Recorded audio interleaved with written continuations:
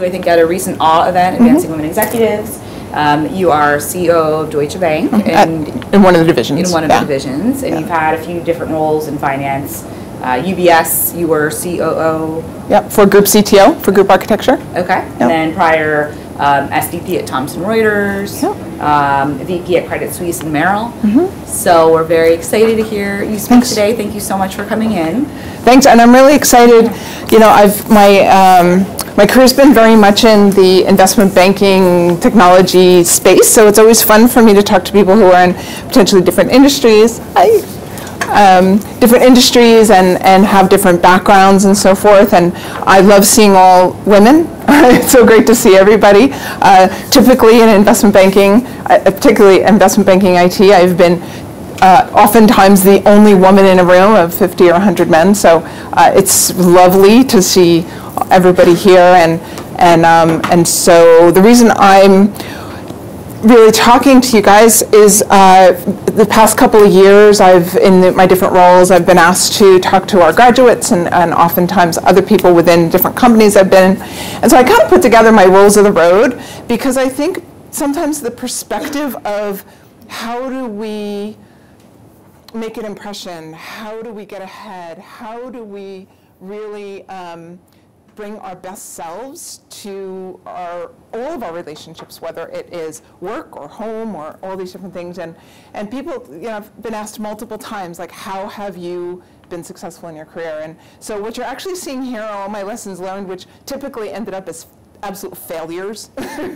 but I learned from them, and I really came out of it, I think, stronger and more able to understand kind of what goes on around me, because kind of the emotional piece of working with others, people kind of think, oh, everything should just be fair, and we all know it's not fair. So in both ways, right? As women, I think we have some disadvantages, but I think we have some advantages as well. So I think that, to me, is leveraging the advantages and trying to sort of avoid the disadvantages where we can. So if we just do a quick roundtable, I just want to get your names and maybe a quick thing of what you're doing. So. Hi, I'm Alex Sinek. I'm in production. I think I'm one of the only production people in this group, but I oversee our life sciences production group and transfer. Okay. Hi, I'm Alicia Tacker. I work on Jess's team and Colleen's as well in life sciences, and I worked here for about 5 years or so. Okay. Hi, I'm Carrie Stellan. I'm an account executive on our life sciences team, and I've been here for about 1.5 years. I'm Kate Howes. I'm an account executive on our financial practice group here, and I've also been here about 1.5 years. I'm Kara Catalane. I'm an account executive also on our financial practices group team, and I've been here for about 1.5 years.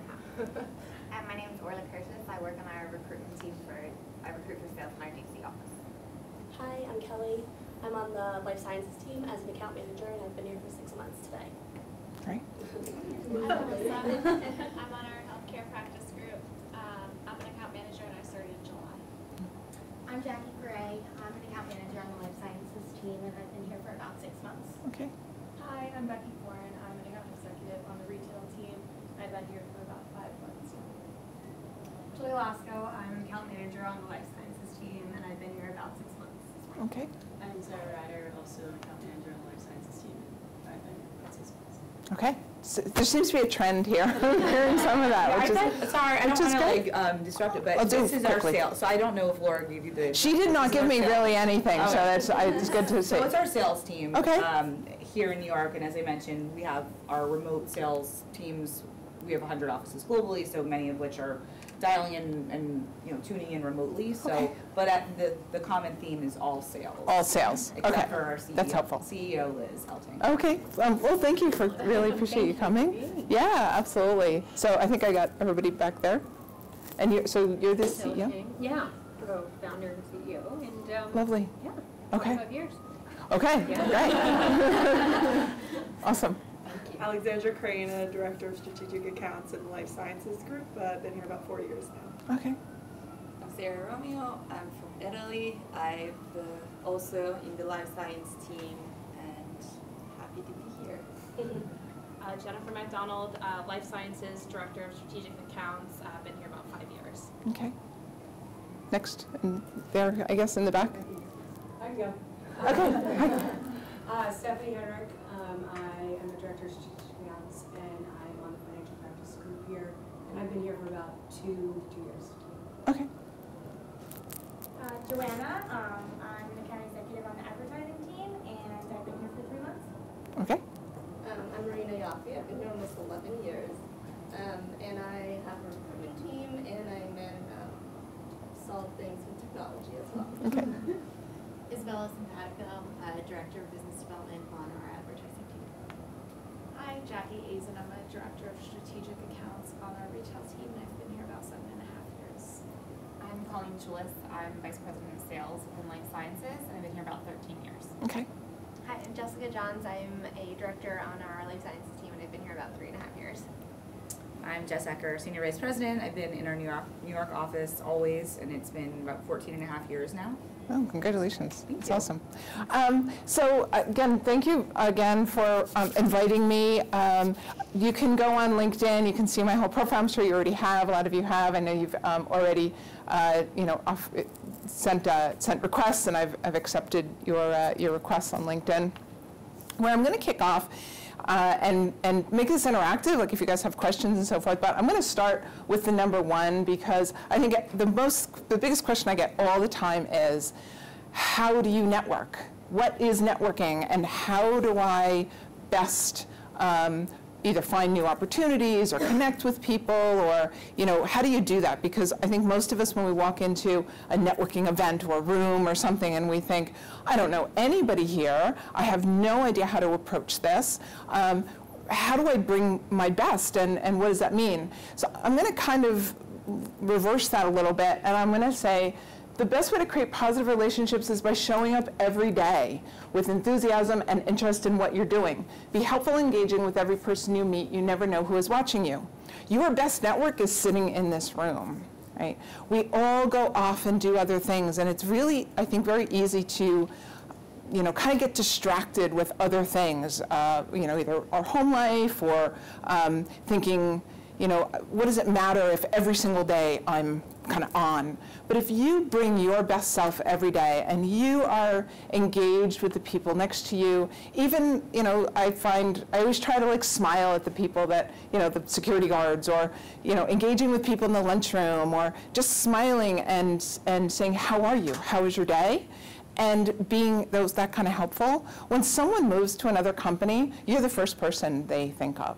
Because one thing I've learned, and the thing that probably the best thing ever happened to me, I was back, this was years ago, I've been doing this for a really, really long time. One thing that I don't have is a college degree. I didn't go to college. So I started really, really early at 19, right after high school. I went to a computer trade school. Now this was in 1984, when the only thing that was available were IBM mainframes. So these kind of computer schools had popped up, teaching you how to mount tape drives and do disk drives and write different JCL, on little cards and so forth. So. I guess that's there. Sorry. And so it was a 6-month program. I had to do that because I had some family issues at home. I needed to help support my mother. So there were just areas that there was just no way I could actually afford to go to college. And this was something my grandmother brought me. She just said, I saw this in the newspaper.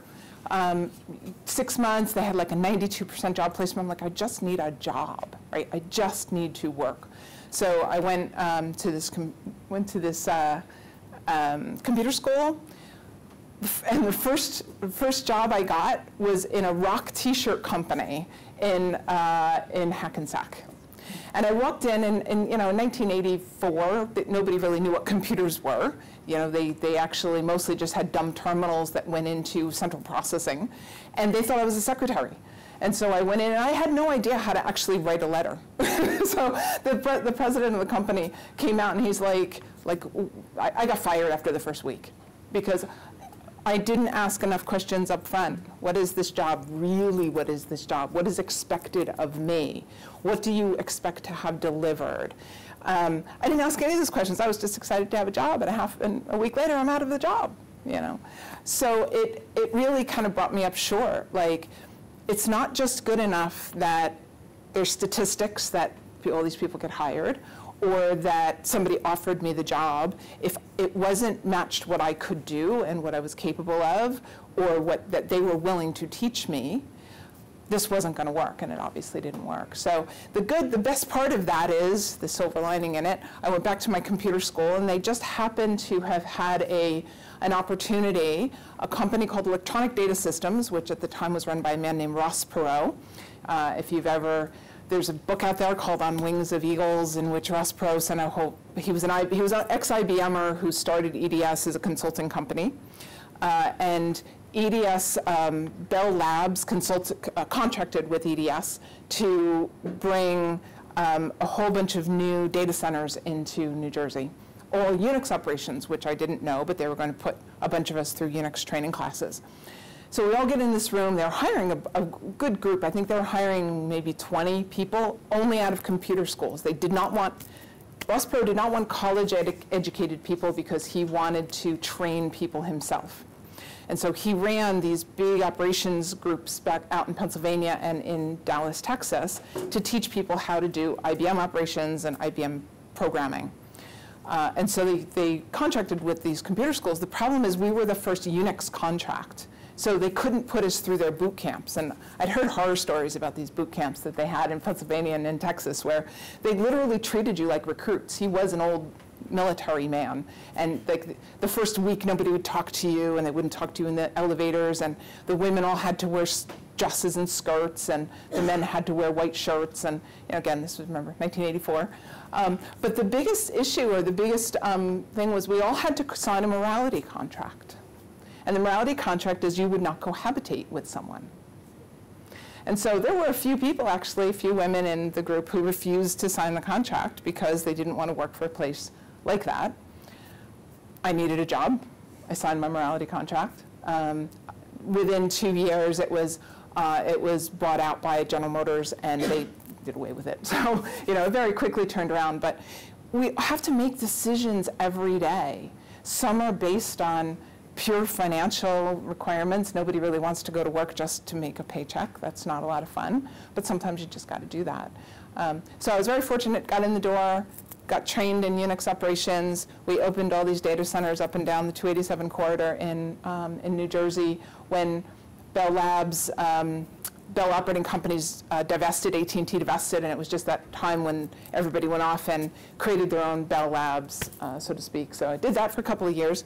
And I was very fortunate that Unix was adopted. The first industry that adopted Unix was the financial industry.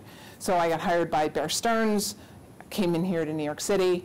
Even though I was from central New Jersey, I'd really never been in New York, so it was a huge big learning experience for me. Here I am, really 19 years old, 20 years old, and working here in the city for working in a financial industry and on a trading floor, again, where women were not treated the best. We were pretty much, in fact, just recently I was reading an article on a man that wrote a book published in like 2008, in which the trading floor men referred to the women as tethered goats.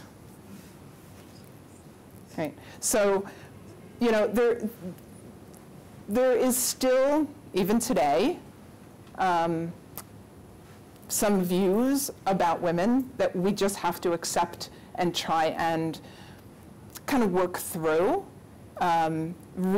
Unless you just, financial industry in particular tends to be pretty difficult in these types of areas. But even so, those are things, and thank goodness, like right now, I think the opportunity for us to speak up, certainly me speaking up, this is my first time I've sort of been able to have a voice in some of the ways I've been treated. And I will say right now, I've never been sexually harassed, but sexual harassment is about power, and I have been harassed through power. By speaking up, by saying, hey, can I have a raise? Hey, can I have that? Why didn't I get the promotion that my 4 colleagues got and I didn't? Hey, why didn't I get that job opportunity because I have 20 years experience in that and that man does not have any? Right? So I've had those conversations where very nicely I've said, why not? And gotten fired twice, simply because I've asked the question. And I go into groups sometimes and I say, how do I get those opportunities? And I've heard, oh, just speak your mind. You know, you read the Lean In book, Sheryl Sandberg. Sit at the table, speak your mind, be courageous. You know, when you've been fired twice for doing that, it's hard to be courageous. It really is really difficult to say, I'm going to put myself out there, or I just have to accept what I have so far, right?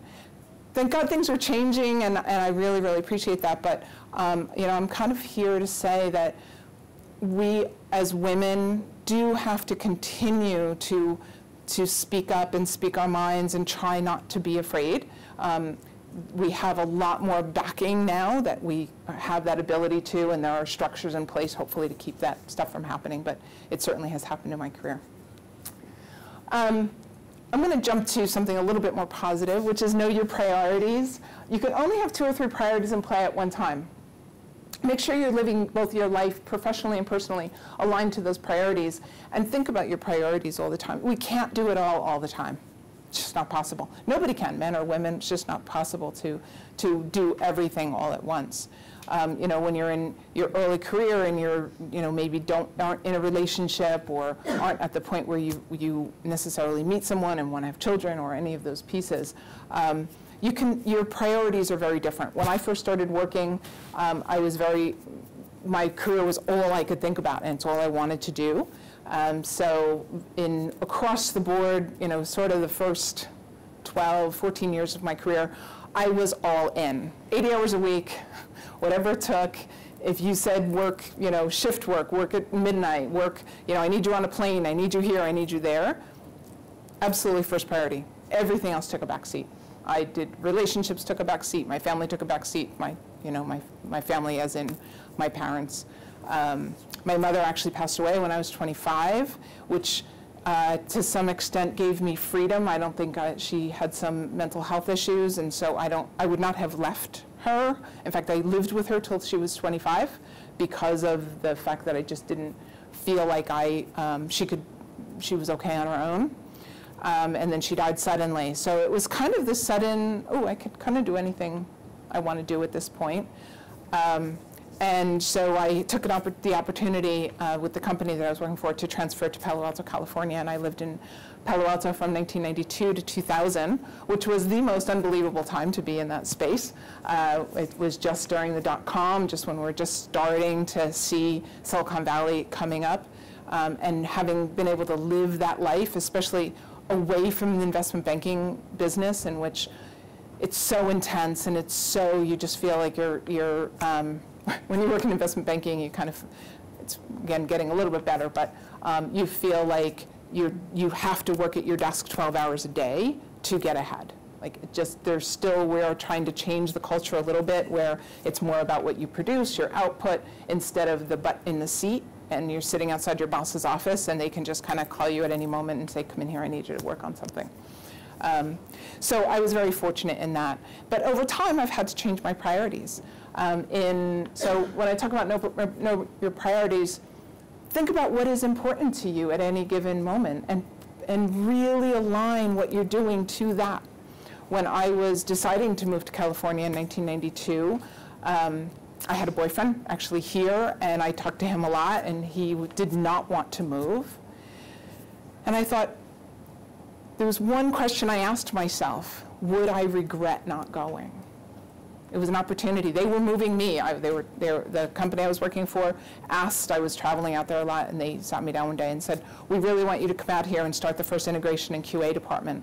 And this was a company called Technicron, started in the late 80s, and really invented the software bus, which if you look on Yahoo Quotes, right, and you get a Yahoo quote box and you type in IBM and you immediately get an initial image back and then it starts to update in real time, that was the technology that my company invented. I was number 40 in the company. I was doing installation and support here in New York. I installed the Salomon Brothers trading floor at 7 World Trade Center. I went to London for a year, installed the Credit Suisse trading floor. Now this was, we didn't even have manuals because this technology was being invented, and so I would spend most of my time on the phone with the developers in Palo Alto going, oh my God, it's crashing on the trading floor, I need a new binary, and they would, send it over to me, which, over FTP took hours and hours at the time. And we would put it into the trading floor and pray that it would work. So we were very, again, that kind of old-fashioned green screen, if you see it like the Wall Street movie where it's green screens, or Working Girl, my favorite movie of all time. If you haven't seen it, you got to see it. It's my life. So the green screens where we went to actually elementize data, where you could use the data to do something. You weren't just looking at a piece of paper. You weren't just reading numbers off the piece of paper and picking up a phone and doing a trade. You were actually getting numbers that you could put into spreadsheets and graphs and moving averages and all these different things. So it revolutionized the way we did trading and the way that investment banking worked. So being part of that initially was just an amazing opportunity, which I did not recognize, of course, at the time. At 25 years old, I was flying around the world installing trading floors with a business class ticket. I always say it was sort of my gap year of doing that, like backpacking through Europe, but I did it with a business class ticket and staying in a 4-star hotel and working really hard. But it was just an unbelievable opportunity again to do something different. And this kind of comes back to this other part, which is say yes. That's really how I've made my whole career. There's many times I have no idea what I'm doing. Absolutely zero. But when you look back at that time, none of us had any idea what we were doing. We had to say yes, because there wasn't a manual, there wasn't somebody who had done it before. You walk in and go, can you learn this? And I think that's the question you have to ask yourself. Can you learn this, right? Again, I don't have a college degree. Everything I've done, I've learned completely on the job. One time, I did attempt at one point to go back to the University of Phoenix, because I really should get my degree. And I knew more than anything anybody was teaching me. I didn't know anything about art history. That's the one thing I feel like I missed out in college, was that I didn't take any of the extra stuff, like the things that would have probably made me a more well-rounded person. But delivering software, executing, delivering business value, all of those kind of things I learned, on the job in kind of under fire. So saying yes became really the way I got to where I got, is that somebody would say, can you do this? And I'd be like, yes. And then I'd think, oh my God, how am I gonna do this? And that actually happened a couple of times, but probably my most favorite time when it happened, I had left, after 7 years, I left Technicron, which had become TIBCO Software Systems, which today still does kind of a middleware information sharing or information bus. Went to Sun Micro, actually went to Quote.com for a couple of 3 months. I wanted to go back to that startup feel, that feeling like there was only 25 of us trying to bootstrap something and getting off the ground. And after 3 months as director of client services, I realized I had no input into the product itself. And that's another lesson learned. If you're trying to support a client and you have no say into fixing problems that are in the company, you spend your whole day apologizing. And that was something I could not do. It's one thing for me to try to fix problems. I'm all in on that. But I had no input into the actual product delivery or the product development of the things that I was apologizing for. So that lasted 3 months, and I said that that's it. I can't do this. The one and only time I actually left a job without having another job. I've almost always should have another job before you leave your job. It's much easier to find a job that way. But I needed the break. I actually had a boyfriend at the. It's okay. I had a fiance or boyfriend at the time who was like, you know what, I will take care of you, which nobody had ever said to me before. And he said, just quit and I'll pay the rent. And actually it was my mortgage. I bought a house off of, I'd gotten some stock from the company and had enough to buy a house, which I did in Palo Alto. And he moved in with me and he said, I'll pay your mortgage. Oh my God, that's, I've never taken anything from anybody or anything. So that was a big learning moment for me. because I've always grabbed really tightly onto I can take care of myself, nobody takes care of me, and it was really nice to actually have somebody to just say, I got your back, I've got you for a little bit. Lesson learned again, when you're with someone in a personal relationship, when they are willing to, overlook your intensity, because I know probably everyone here has that sort of intensity, and it's difficult for men to kind of figure out how to take care of us, because we generally don't want to be, or not used to being taken care of. It was actually really nice to be taken care of for a little bit. But I came home, and on my answering machine, yes, we had answering machines in those days, there was a message from my girlfriend that I had worked with at Technicron, and she had moved on to this Sun Microsystems, and she said, you know what, on my answering machine, I don't exactly know what you do, but wherever you are, things are better. So I need you to come in and convince my boss I need you. Okay, I could try that, So she set me up with an interview with her boss, and he just didn't want me to come in on the job description of make things better, which is really my job, and that's what I always think about, make a difference, make things better. They just then had created a Java web server. So it was the first web server that existed. It was considered JavaSoft at the time, before they realized that they had a problem with copyright problems calling JavaSoft. So it went back to Sun Microsystems with the Java part of it. And so my friend Connie, she's like, got to come here and figure this out. So he said to me, well, yes, you can come in as a consultant, but you need to update all of our web pages, right? Brand new web server, brand new web pages. I said, yes, absolutely, went out, bought a book, HTML, first book, brought it in, figured out how to do it, and just did it. So again, say yes, figure it out. No, you can learn it. Just get there with that. So that's another one of my sort of lessons learned, and knowing that is my own value. And I think that's the piece, the other thing that I found, is finding out what my own value is and going after things I love to do, and kind of creating the role all the things I love to do. I tell anybody who comes to work for me, I want everyone to be doing 80-20. 80% of the things you love to do, 20% of the things you don't really like to do. Because if you're doing 80% of the things you love to do, you can deal with the other 20%. If it's reversed, you're not going to be happy, you're not going to be a good employee, and you're going to be looking for a new job. So it's really, really important that you figure out the things that you like to do. Now, I'm very fortunate, I like to make a difference. I like to make a difference in people's lives. I like to help my boss and the people around me and the people that work for me. So in some ways, it's a little bit easy, because I can hopefully do that anywhere. But again, really look inside of yourself, and don't try to force yourself into things that you aren't necessarily good at. So I am going to stop there for a second. There's the other, love what you're doing. I went into that without even doing that. You can't be great at something you don't enjoy. You just can't. Beginning of your career, sure, you're going to have to do things you don't enjoy, because you've got to figure out what you do and don't like, right? There's going to be, it's really good to do a job that you don't like for a while, because then you just like, yeah, I'm never doing this again. This just cannot be part of my job description. It can't be part of what I do every day, because I'm going to come in and be miserable, and that's just not good for you, and it's not good for the people around you. So I will stop right there. Does anybody have any questions? We'll start with that. No?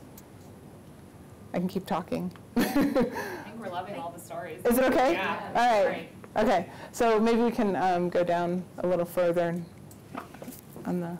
Oh. You can probably do that. All right. Okay.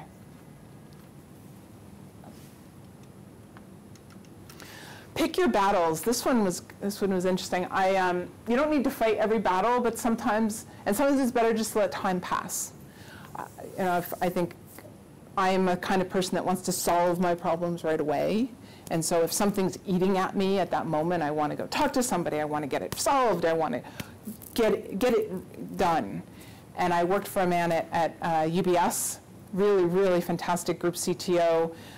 I wrote a book called Managed Evolution, a man named Stefan Muir. I've had some amazing people that I've worked for. I have worked mostly exclusively for men, but Stefan was amazing. He was based in Zurich, Switzerland. He'd been the CTO at Credit Suisse for 19 years, wrote this book on how to manage large-scale infrastructures, and kind of really taught me so much about process and how best to create target states and then govern against those target states, and how you kind of get people moving in the same direction. So his big thing was, you know, it's a Friday, let's just wait and see if it comes up again. Let's just wait it out and see if it's really worth your time to get involved in. So that was a lesson he taught me. But when it really is something you're passionate about, it's sometimes you just have to go to the mat over those things. And I find the things that I fight for are people, because people are what matter all the time. So I was at Merrill Lynch. I'd been there for probably a year or two. My boss was based in London. He was the most difficult man I have ever worked for, absolutely, in my life.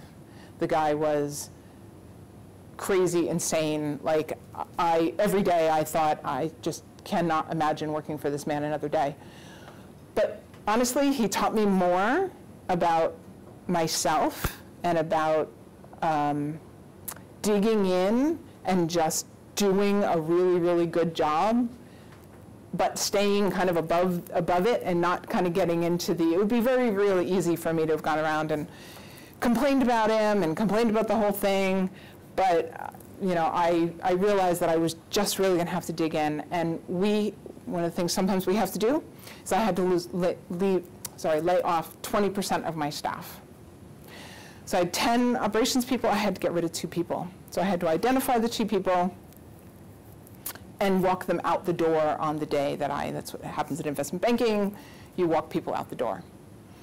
So the one person that I had to lay off was probably the easier of the 2. He had made quite a few mistakes, and I never ever mind people making mistakes. But what he did were things like leave his pager at home when he was on call. Things that were not just mistakes, but were things that were, that's not a mistake. That is a, you know, I'm not thinking clearly about what I should be doing. So, and there was a lot of sloppiness, and I'm not big on sloppiness, right? Be good, come in every single day, show up, be your best self, and control the things you can control. Be good at the things that you can control, right? Everything from, you know, every email read 10,000 times and make sure you don't have spelling errors. It's really easy to just zip off a text or an email and just send it off and it's got errors in it. People are reading it. It really still matters to have, to be precise in what you do. Take the time in the things that you do. So, because those are the avoidable mistakes. There are times when there's other mistakes you make because it was not avoidable, but I'm good with those. Just don't make the easy mistakes. So he was relatively easy, and as hard as it is, it's terrible laying people off. I had to do what I had to do. The other one was a 70-year-old man who had been in the military. I was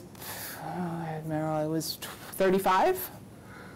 Half his age, certainly old, you know, certainly could have been his daughter.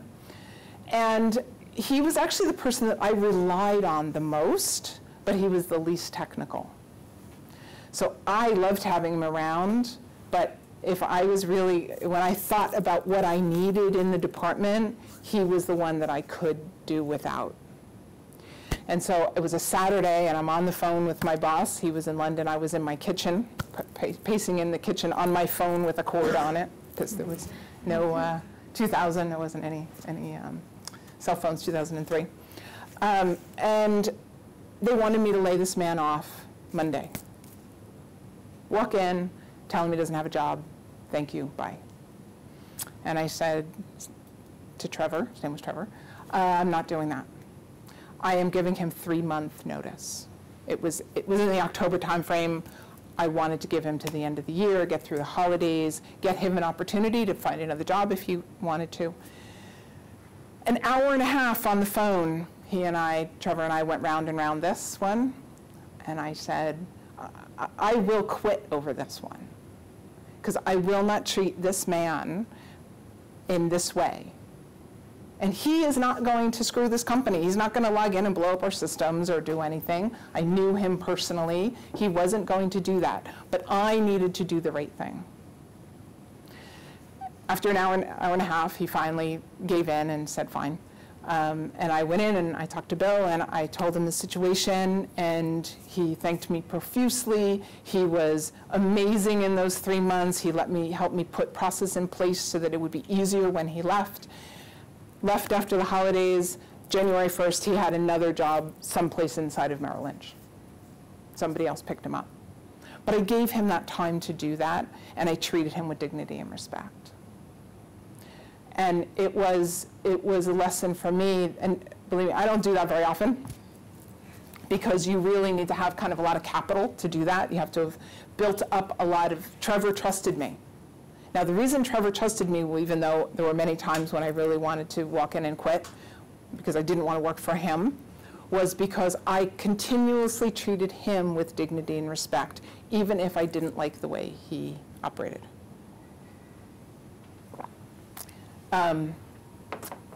I left that job. I had to leave that job for some personal reasons, moved back to California for a year, came back to New York, needed another job. My job at Merrill was gone.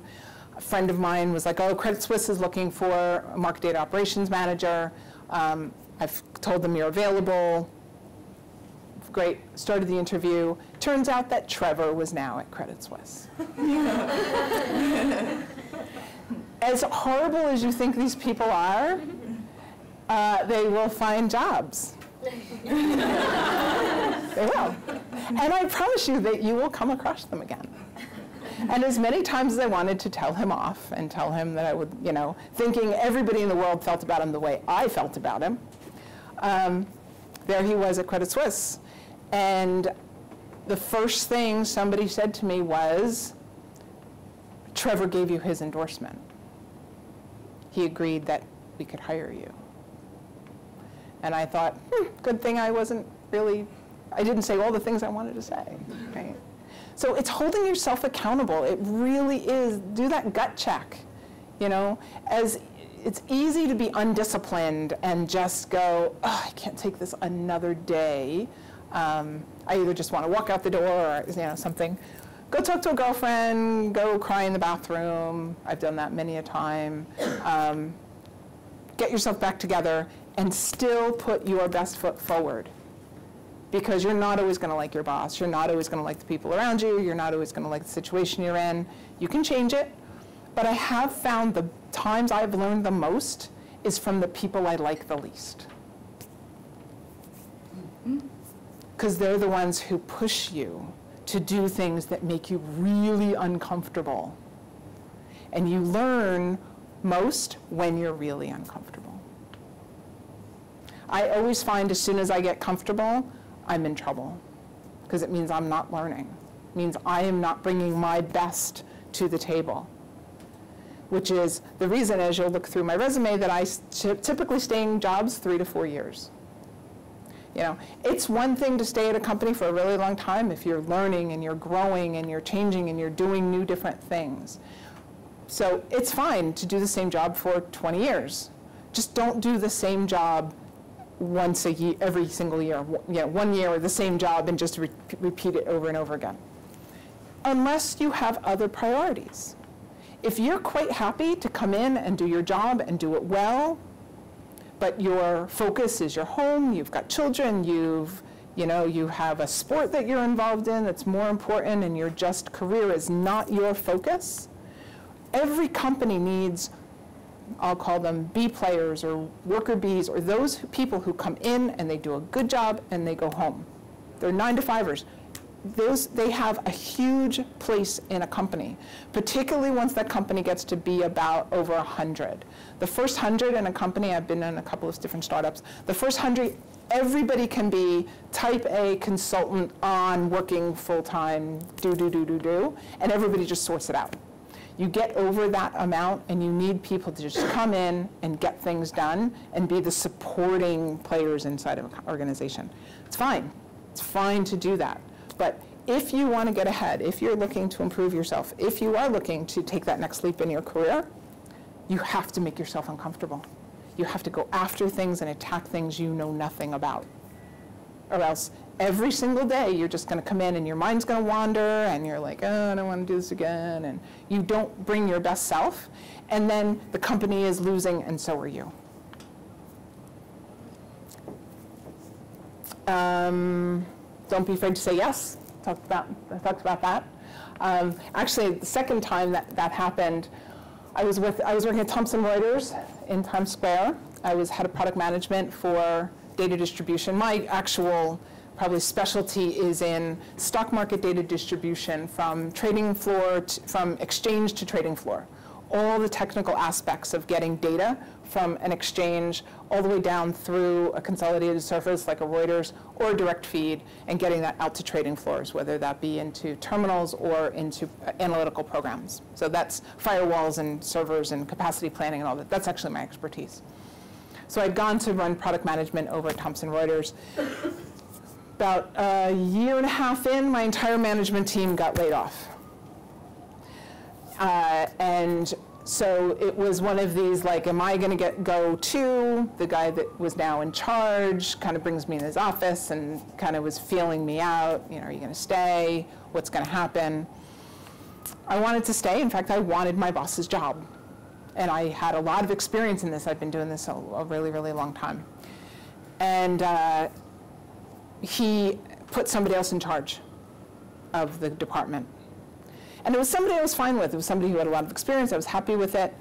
He went off to London to tell the guy that he was going to get that job, and the guy decided he didn't want that job. So on the plane ride back, this new boss put somebody else in charge who had 0 experience. None. Now I know on his way back, he was just like, oh, I have this guy, I want to know what he's going to do. The other guy wanted the other job, so I'll just do him. Now, I don't think he logically said, I don't want Nancy in that job. He just didn't consider me. He didn't think about me. He had no idea what my background really was. He was new in the job. And so when he came back and he called me in his office again, he said, oh, you know, that guy's not going to do it. This guy's going to be your boss. And I was like, okay. But he doesn't know this. I'm going to have to teach him everything about this because he doesn't know this. I said, why didn't I get considered for this job? And I could, that question alone backed him into a corner. Because he knew that he had made a mistake. He knew he should have considered me. But instead of saying, gee, I'm really sorry, let's work this out, he said, oh, you're going to love the guy. He's really great. So that's not the point. I'm sure I'll like him. I'm sure he's fine. But I'm eminently more qualified for him to do this job. And I wanted that opportunity to be able to do this job. I've been here for 2 years. And from that moment on, I was completely sidelined. I wasn't allowed to see clients anymore, and they pretty much ignored me. Sat at my desk for 6 months. About 3 months in, and I knew by that point, I started looking for a job, obviously. Now, yeah, I did go to HR, report it, and there was lots of, okay, great. You know, these companies, HR is not going to step in necessarily because there isn't a real violation here. This is what I talked about, right? It's not like he showed me any private parts of his. He just said, I want this guy. It's his choice. He runs the company. I didn't really have a leg to stand on. So I started looking for a new job. About 3 months in, he called me in and he said, when are you leaving? We're not going to put up with you much longer. I said, wow, you know, I think you totally misunderstand me here. Like, I feel like there's so much I could do for you. Like, there's so much I could give, and you're not giving me the opportunity. So again, I kind of left his office, and I documented it all, but knowing that there was no real benefit to pursuing it. Wasn't like I really had a legal case against it, and just, again, really not worth it. So I doubled my efforts in trying to find a new job. This was about in May. In June, I found out that, that the man that had hired me actually at Merrill Lynch and had hired me at Credit Suisse, or was there at Credit Suisse when I came in, he was working at UBS as the group CTO. This was before the guy that wrote the book. And I saw he was going to be on a panel. I hadn't spoken to him in years, and he was going to be on a panel that actually my new boss, the one I not that I didn't like him, but that wasn't qualified for the job, he was on this panel as well with this guy that I knew quite well. So I thought, okay. So I went to the panel discussion, stood outside the door as Andy came out of the door after his panel discussion, took one look at me, walked right over, and he said, "You can't be happy at Thomson Reuters." I said, "You're right, I am not." Because the word travels. Everybody knows what's going on. It's a very small community. Everybody knows what goes on in all the different banks and so forth. So I'm not. So he said, all right, well, let me think about it. He said, have you talked to Bloomberg? I said, yeah, I'm already in conversations with Bloomberg running their enterprise. Not really sure if that's what I want to do. I kind of want to do something a little different. I've been doing this for 25 years. I really would like to expand. So, all right. Next day, I get an email from him, one-liner, subject line. Would you consider being my COO? Huh. I don't even know what that is. No idea. But what was my response? Yes. If you think I can do it, I'm sure I can. So I did all this research on COOs, and it turns out, chief operating officers runs the gamut of different types of things. In a large company, it's typically the second in command. Can just be the business manager or only dealing with the financials. But Andy was really looking for someone who could sort of be his second, and having a technology background, I could do that. So I came in, knew nothing about it, very, very lucky that one of the guys who was there knew the job really, really well. But that also comes up with another problem. When you go into an organization in which you're going to have direct reports, there is always someone who wanted your job. Always. And you got to figure out who that person was, because they can sabotage you. Now, this guy who was working for Andy did the job for 6 months while they were looking for a replacement. So I had to figure out why he didn't get the job. And I had to figure out how I was going to get him to teach me the job, because I didn't actually know the job. So this was a really delicate situation that I found myself in. But awareness really matters. I put a plan together before I started that job. Who's doing the job? Who do I need the information from? How can I help them first? How can I build my capital so that I can then come back and ask for help? Because I knew I was going to need a lot of help to do this job, because I had to learn it. I didn't even really know what it was. But once I said yes to Andy, next thing I know, in my inbox, I get an entire interview schedule with all these managing directors up in their headquarters up in Stamford, Connecticut. And I thought, oh boy. So I called Andy, and I actually texted him, and I said, could we talk about this job first before you just throw me into all the MDs? So he called me up, and I said, what are they going to ask me? That's really what I know. What are these interviews going to be like? So they're going to ask you two things. They're going to ask you if you understand financials, because you do actually have to, there's always business managers who do the actual budget themselves, but it's really up to the COO to determine how we're going to use that money and if we need the money and fit in the budget, and you actually have to be the one to determine the budget. I said, yeah, I don't know that. Okay, we'll move along. And then the other one was, they want to know if you can say no to me.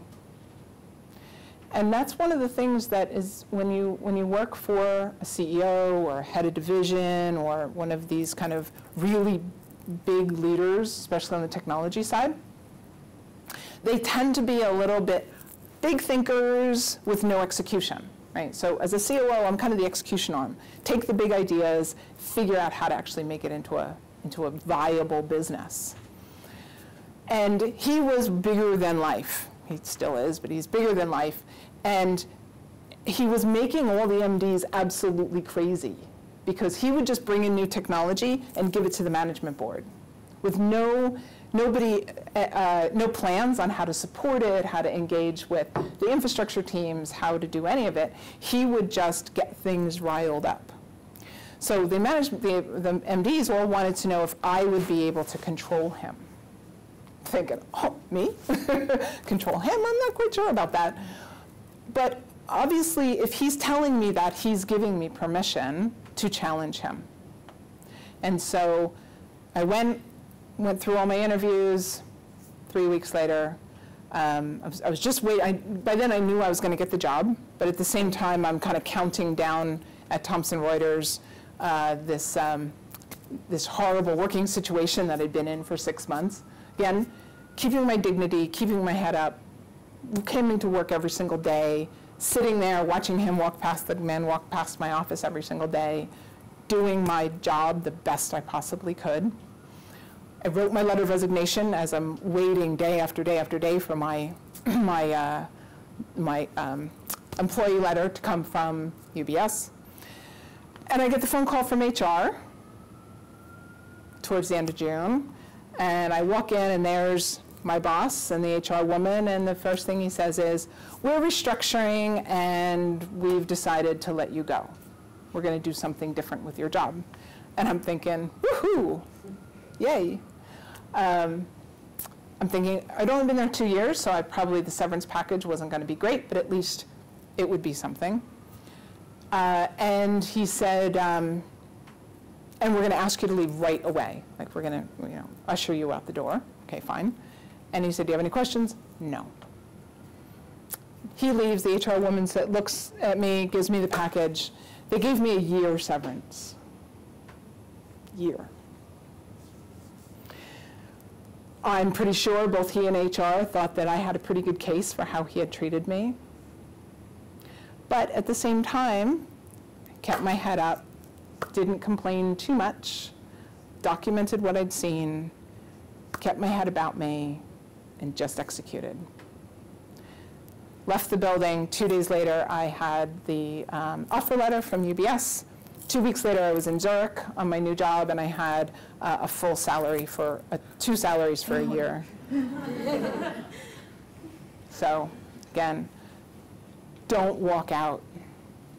Holding your nerve is the hardest thing to do when you are feeling under pressure. Figure it out, but don't blow up, because it will follow you. Because everyone I've talked about has been at every other job I've been. Because everybody knows each other. They all bring them all with themselves, with everybody else. There's a woman I work with at Deutsche Bank. We have been at the same company 4 different times, in the same order. Because we follow the management team that comes into play. So again, those are the people, back to number 1, right? The people you need to impress are the people around you. Andy would not have gone out on a limb and brought me in as his COO in a job I had no business being in, that I had no background in, no experience in, if he didn't think I could learn that job.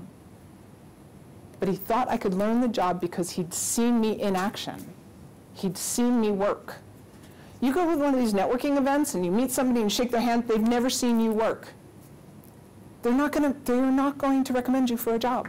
Do not ever recommend somebody for a job that you have not seen them work. I don't care if it's your friend, right? Make sure you know how they work, because you recommend them, it's going to be your reputation that's on the line. Yeah. Is it safe to assume that you did well as COO under Andy? I did, actually. Love the job. Still am a COO today. I'm my 6th year as being a COO for a small technology organization. First 6 months, again, I was very fortunate. Again, back to the young man who had been doing the job for 6 months. First thing, and actually we met in Zurich because they were having a big meeting, and they actually pushed me to get me out there. First thing, my first week, I actually ended up in Zurich. And I sat next to this young man at the table. First time we meet, sit down. I have a pad of paper in front of me. He's sitting here. And he takes a pen and he puts the pen on top of my piece of paper, on top of my paper. Interesting. So why he didn't get the job? He wasn't executive enough. They didn't feel he had a presence, a gravitas, that ability to stand up to the managing directors and challenge Andy, or be able to be in executive meetings and come across as actually knowing what they're doing. He knew everything. He was a great young man, but he did not have the gravitas, and that simple act of putting a pen on my piece of paper showed that he was still way too much into pleasing people and trying to like work things. Now, I appreciated the fact he was giving me a pen, but I had one, you know. It would have been different if I had to ask him for it. So I am a people pleaser, 100%, but I have had to tame myself down from anticipating everybody's needs. I'm also a mother, which, you know, you do tend to anticipate everybody's needs when you're a mom. And so I do tend to want to do those things. One of my other favorite stories about him was that that somebody told me about was there was one of the executives was in an office and he was sitting outside the office pretty far away and she sneezed and he ran in and he gave her a tissue. He also asked our boss when he came into town if he needed to use the bathroom. So I was like, Andrew, do not ask our boss if he needs to use the bathroom. Well, I just didn't think he knew where it was. He'll ask if he needs to use the bathroom. But moral of the story is, when I first came in, I sat down with Andrew and I said to him, why didn't you get the job? I knew that, you know, you have the job for 6 months, why didn't you get it? And he said, I don't know. So well, I'm going to find out. And then we're going to build you up over whatever this amount of time. We worked together for 3 years. He did everything for me because I kept in constant talking with him, explaining things that I felt that where he needed to improve, gave him opportunities to shine, gave him small doses of being in management meetings so I could coach him on how to be more professional and more gravitas and so forth. And when I left, he did get the job and he got promoted. And to this day, he's one of my best friends. So again, think about each person in your team and what they want as individuals. And I learned that because when I went into Merrill, I walked in and I was terrified. I'd actually been off for 4 years. That was the other thing. I took 4 years off when I had my child, stayed at home 4 years. So going back into the workplace, that was the first time I met Andy, and he hired me in as a consultant into Merrill. I went in as the operations manager. I had an office. I was so terrified of the operations team that were sitting outside. I'd go in my office every day and close my door and just kind of pray that they would do the right thing. And about 7 months in, I came out and I said something to one of the guys, and he went off on me.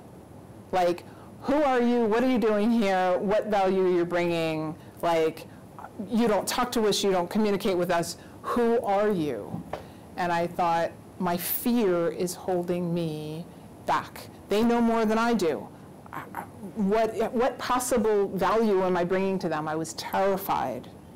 And that was when I learned I'm being brought in for a reason. I'm brought in to bring confidence. Yes, I fake it. Most of the time, I fake my confidence, especially when I'm walking into an office for the first time. These people have been there a long time. They know more than I do. But what I bring is structure and questions and ideas and that ability to make a difference to everybody around me. So I have to be confident in what I bring and what I bring to the table and what I bring to the team. And now I know the first thing I need to do is sit down with every single person that's working for me and say, what do you really want to do? Are you happy doing what you're doing? Is 80% of your job something you love to do? Is there something else you want to be doing? In what time frame do you want to be doing something else? How can we reconfigure your job to be more of what you want it to be doing? So that was my big lesson learned at Merrill, which is just don't go into your office and close your door and pray that nothing else happens. They do expect you when you walk in the door to do something and to engage and so forth. So that was a good lesson learned for me. Don't plan too far ahead, because if you plan really far ahead, it's really hard to be able to say yes to really amazing opportunities that come out of the blue. You know, I certainly would not have expected Andy to say, come work for me and do this job. But if I hadn't been standing there outside that door when he was, I wouldn't have had that opportunity. Right? So put yourself in the way, because you never know what's going to happen. When you just show up. Show up. Show up, be on time, be responsive, be engaged, be connected, ask questions.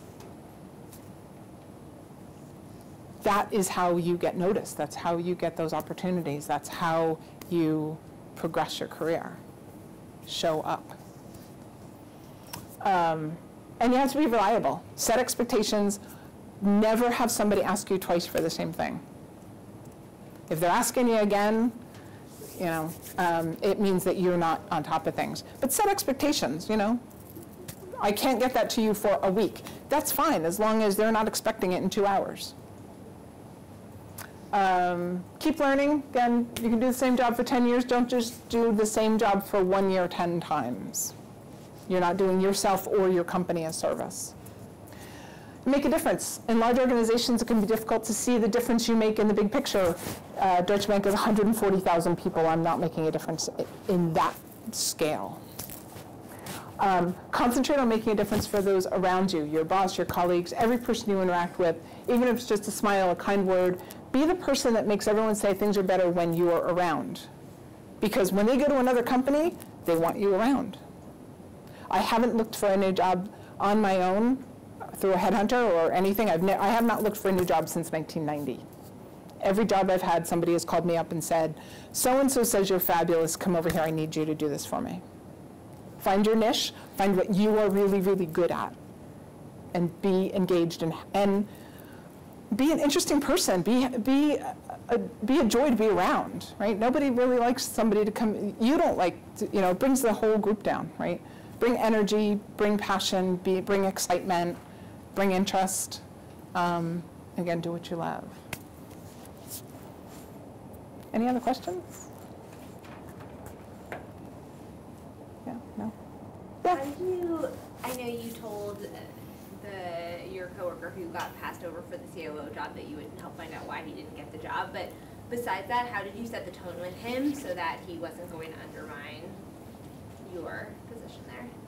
By being very upfront. I'm the most honest person. Everybody's, you know, shocked sometimes at how honest I can be. I just said to him, look, I get that I'm being brought in and you didn't get the job. You know, how do you feel? Ask questions. How do you feel about that? Are you upset? Are you angry? What do you want for your career? You know, are you happy being here? Do you want to move out of this job? Can you bypass your own? If he was angry, it turned out he wasn't really, but you know, if you're so angry, and I actually had this another time, I had a guy choose to leave the group because he couldn't get past his anger and his being annoyed about the fact that I had gotten the job and he didn't. So you gotta find that out too. Look, I'll help you find another job. If this is not gonna work for you, then we're gonna find you somewhere else. I can't have you in this team if you're gonna undermine me. I'll be totally honest, and I'm going to know whether you're trying to undermine me or not. So either be happy, and I'll work with you, and I'll teach you whatever you need to know, and I'll be your biggest advocate. But if you can't, and it's just going to be a chip on your shoulder, and you're just going to be a pain in the ass, well then, I'll help you find another job. Looking back at your career, which is phenomenal, was there a moment where you thought this was the biggest game changer for me in this moment? This is what changed the trajectory of my, you know, and it was after the panel when you stood up there. Was there a moment where you just can look back at that and know that was it? Yeah, I would have to say going from market data operations now, especially as a commodity, it used to be, because it was so heavily technology based, that was my dream, was to be a managing director of market data. That job actually doesn't exist anymore. And so that's the other piece of this is there are jobs that are going to go away. What I did have in my long-term plan was no longer a job. And so the fact that he gave me an opportunity to do a general technology job, a COO role, which I turned out to be, I absolutely love to do. You know, you read Sheryl Sandberg's book on Lean In, and I crack up because what's the first thing she did when she walked into Facebook? She bought everybody pizza and structured their meetings, fed the developers, and got them on task. It's a great job for, I mean, that's what a COO does, right? Is they almost, let's call it mothering the organization. It can be men or women, but you parent the organization. You're the adult in the room. That's what everybody calls me, is the adult in the room. And it's needed, because there's not everybody who does that. It's okay to be differentiated, right? We don't want to be, I don't want to be a man. It's not, I bring different qualities to the table. So I don't, you know, you'll find, especially in investment banking, women who have to act like a man because they think that that's how they're going to get ahead. But I really want to stay true to myself and bring my best quality into the, which most men don't have. So, you know, it's become more appreciated more and more as people appreciate the fact that this role is actually an important role. So that was the turning point. The fact that Andy gave me that opportunity, I moved into general technology. I moved from a vice president to a director. In investment banking, that is a huge differentiator. When your vice president is director hits executive level, and then MD is next beyond that. Because there's a difference between your rank and your title in investment banking, and your title, your rank is what's really, really important. It determines a lot of things. So getting that director level, which I tried very hard to get at Credit Suisse, that's a whole nother story that I'm sure I don't have time to get into, but that was also another one of the stories that, you know, I lasted 4 years. I tried to get promoted there. I knew it wasn't going to happen, and so I had to leave. But yeah, Andy giving that, it's much easier actually to go outside and get another job at that level than it is to get promoted within investment banking. It's just it's a tough thing. You got to be sort of, have the perfect year, the perfect sponsorship. You know, I just don't have that ability to suck it up for that long. And be something I'm not, you know. I think sometimes I'm just too honest and too like, you like me or you don't. Yeah.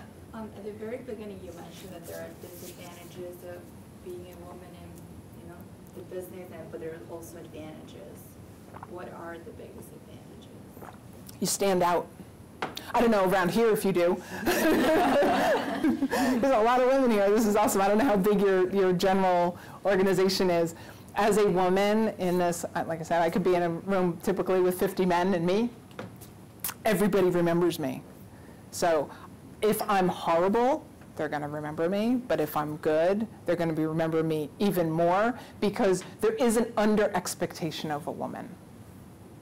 So if you do your job wonderfully, then it's like, oh, you know, we want you around. So yeah, I would say the benefit is that you are remembered, and you know, it's a great opportunity. I also think right now there is opportunity. There's a huge pressure, especially in technology, to bring women up into the senior ranks. I think, you know, people are giving us those opportunities, and more men are recognizing us in the value we bring as women, not as just another guy. Because we're not going to be a guy as good as a guy. That's the other problem, right? It's just not going to happen. So you have to bring the qualities that we have to the table. In your current role, do you feel like you are still growing, you're learning? No, no, I'm looking. It's time for a change. It's time for a change. Yeah. Because I'm always working myself out of a job. That's the other piece. That I'm a change agent. I love to come in, take a mess, and create order and structure and operating models and governance and things that make everybody going in the right direction. So once I do that, it usually takes me I always kind of think of it as a high school career. Freshman year, you kind of come in, you know nothing, you're the new kid on the block, you're just learning. Sophomore year, you're starting to feel better, you're starting to feel good about yourself. By junior year, you are like cranking, and you've solved all the problems, and you get to senior year and like, oh, I have senioritis big time. That's usually where I am. By year 4, I'm like ready to find my next challenge because I fixed all my problems. So Yes, I'm looking. No. What are your favorite business books, or just books? Like what books, you've mentioned a few books, but is there like 2 or 3 that you think are must-reads that you love? Yeah, Blink, one of my all-time favorites. I am definitely a quick decider. I can decorate an apartment in about 3 days because I know what I like. I know what colors I like. I know what style I like. I can go in, I can go boom, boom, boom, and decorate an apartment, and people come in and go, oh my God, it's taken me 3 years to pick out a couch. I make decisions really, really fast. If a decision I've made is not a good one, I will make it a good decision. Don't be afraid to make decisions. You can just wrap yourself up in the whole pros and cons. I never go down that road. I believe in my intuition, and I make that decision. And if I make a mistake, maybe one out of 10 times, I'll either go back, okay, I made a mistake, I'll try something different, or I'll figure out how to make it right. And then the other ones that I actually just love, and you have to sort of be a geek to enjoy them, are all the Michael Lewis books. My career has been basically a Michael Lewis book. I was in Salomon Brothers as a consultant during the Liar's Poker book.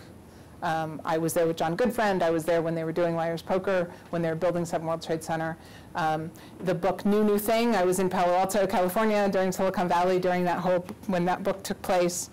I was at Flash Boys about high frequency trading. I was actually at Credit Suisse during that time, and I was part of Crossfinder, which was the dark pool. I ran the operations for that, so I was part of that. So it's a little bit like my autobiography when I go through the Michael Lewis books. So it's a really good timeline, his books, of how technology and how business has changed over the years from the mid-'80s. And other than that, I rely on myself. If I fill my head with other people's ideas too much, I don't come up with my own. So I kind of go with what works for me. So I'm not an overly big reader of management books. Where do you give yourself the space to come up with those ideas? Like, is it exercise? Do you meditate? Like, how do you give yourself time? I'm a highly competitive tennis player. And I play almost every day. I've gone to New Jersey. I actually won an adult national championship in Indian Wells. I've been to Hawaii. I've competed in adult, typical, So that's like your outlet where you total outlet. I can just hit tennis balls all day and my brain just goes to sleep. Yeah. So you're not, you got by day-to-day stuff. I'm not, because I know I can go out on the tennis court. Yeah. And also another whole story in all of it. My son was autistic, and so I spent 4 years at home with him. And so I don't let any of this get to me because there's so many more important things. It's work, and I love it, and I love to make a difference, but it's all going to be here tomorrow. Except like Bear Stearns, where I worked, and now they're gone. But that wasn't my fault. And people ask me all the time, my family, my brother's an auto mechanic, and has no concept of my life at all. I've traveled around the world. I've spent time everywhere. I've been to Papua New Guinea. I've been to Tokyo. I've been, I've managed teams in Phuket. There's a lot I haven't even touched on. So I've done a lot of my career. It's as much as you can make a difference, as much as I try to make a difference, me being gone, as much as we say, oh, this place will never survive without me, the place will survive without you. And they will continue on, and you will find something else. So I take it all with a grain of salt. And I will say now my son is 18, and he just went off to college, and he's at the University of North Texas, and he wants to be a music teacher, and he's doing fabulously. So that's another thing, priorities. I never thought I would quit my job. But when he was a baby, there was obviously something really, really wrong, and I knew I had to be the one. It had to be me. And again, gut instinct, I went home, I said to my husband, I'm quitting work. We'll figure this out, but I have to be the one. And I laid him on my chest and I said, me and you, baby, we're gonna figure this out. And then I just program managed his life. You know, I figured out what he needed. I figured out how to fill in the blanks. I didn't, you know, the worst thing you can do is bury your head in the sand and go into this, oh, it's all going to be okay. You know, sometimes you do have to actually step in and do it. And that's what I did with him. I stepped in and just did it. Of course, now he never calls me, so. But he's coming home Sunday, so I can't wait to see him. Do you ever bring your work home and seek your husband's advice or your partner's advice in terms of what his, you know, what he sees day to day and how it can help impact your day to day? I have a really, really hard time taking advice. Because when you go home and you start complaining about your day and then your husband tells you why you shouldn't have done that, it's not good. It's not good. So so I've learned either to say, I'm just going to complain and you need to be quiet, or I will go complain to a girlfriend who will just say, they're there.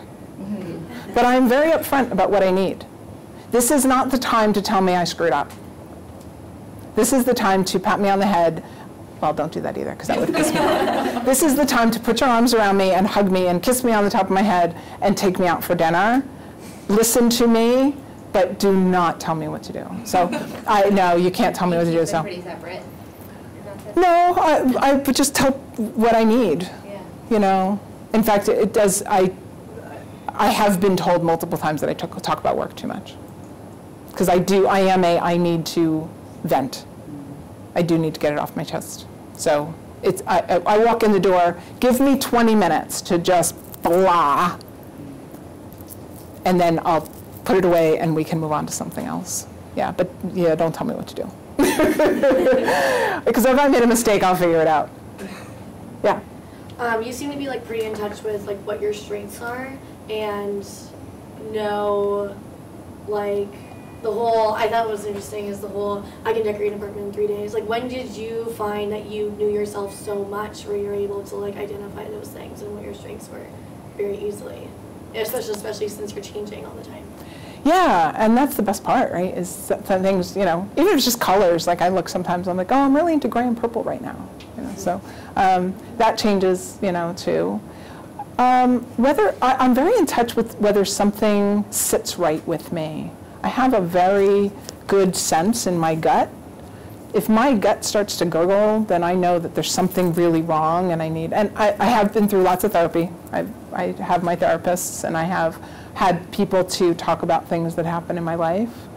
I just think a lot about whether something feels right or not. And if I am feeling agitated, I know that there's something not right in my life. So it's more of listening to yourself.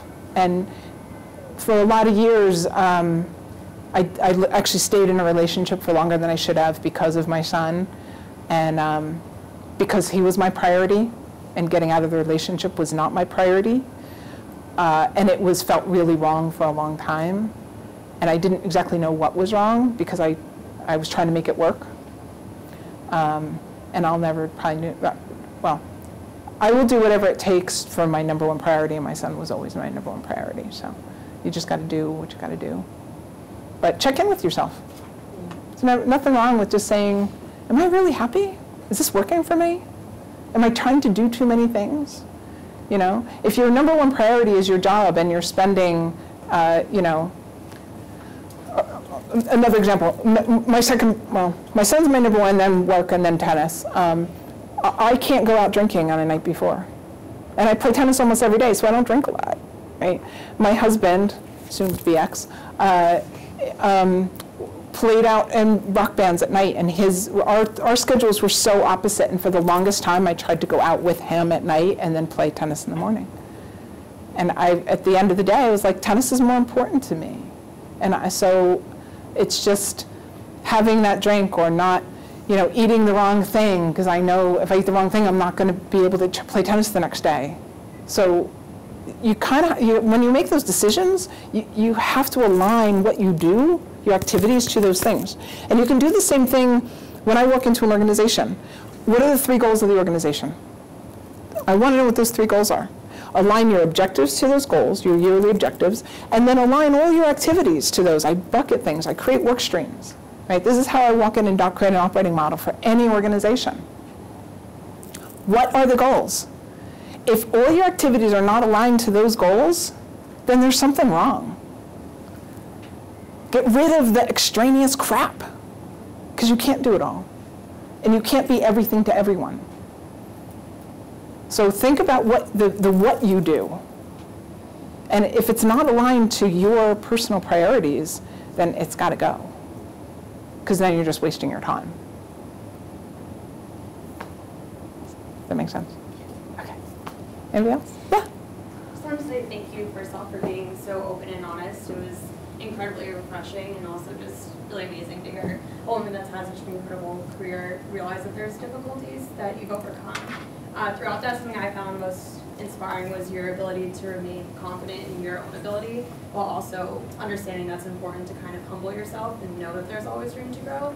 That's definitely something I want to emulate, be able to be confident in myself as I grow in my career. So how do you do that? Like, what are the main points throughout any challenge you see that like you can still remain confident? Fake it. Fake it. There are many times when I've had to fake confidence. And I'm in a bit actually right now because I've had a lot change this year. My son's gone off to college. He was my #1 priority for 18 years, more than most mothers, because up until probably freshman year, I wasn't sure if he actually lived by himself. He was fairly severely disabled, and he's made huge strides with all that we've done for him.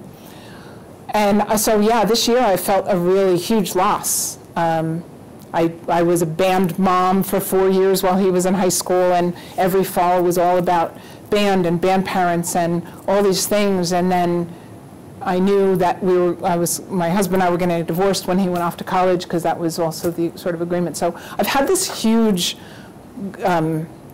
gulf really right now in my life, in which I'm struggling a bit to figure out what my #1 priority is now. Because even up till now, his first semester of college, I thought, oh, he's going to be on the phone with me every day, he's going to need something. No. No. I text him, he's like, great. How are you? Fine. Okay. Good, I'm glad you're happy, but I'm like dying over here. But that's what we want. As a mother, that's what we want. I did my job. I made him independent, which was one of the hardest things because he was not going to be independent. No matter where he was in his disability, I wanted him to be as independent as I possibly could. So I spent, a lot of time, again, gut checking to your point. How did I know what was right? I watched him. If it felt like he was making improvements, then I knew I was on the right track. So I, again, checked in with him. Check in with the people around you, too. It's not that you impact everybody, but it's easy to see. Are your parents happy? Your partner happy? Be that person that checks in, right? I can tell when my son was happy or not. Were we on the right track or not? So yeah, I've had to. I'm actually thinking about moving back to California. I lived there for 10 years. I came back here because of my son's, the special education system here in New Jersey was much better than in California. I brought him out here. I left his father, actually. His father stayed in California. Yeah, I'm a little nervous. Absolutely. If you're not nervous, you're not going to be your best either. If I didn't care, one of the best things, when my son was going first through therapy, and he was 16 months old, 18 months old when we first started his therapy, and he had no language, none, no receptive, no expressive, didn't know his name, didn't know who we were, basically sat in a corner and turned on and off lights all day long. That's all he did. And I would take him to therapy down in Princeton, and I would sit, and he would, for 5 months, every single day, I'd go down there, and he would sit in my lap, and he would sob uncontrollably, and all they were trying to do was interact with him. He was just terrified of everything because he had no language at all. He operated like a 6-month-old at 18, 20 months old. And the woman who ran the program said to me, he cries because he cares.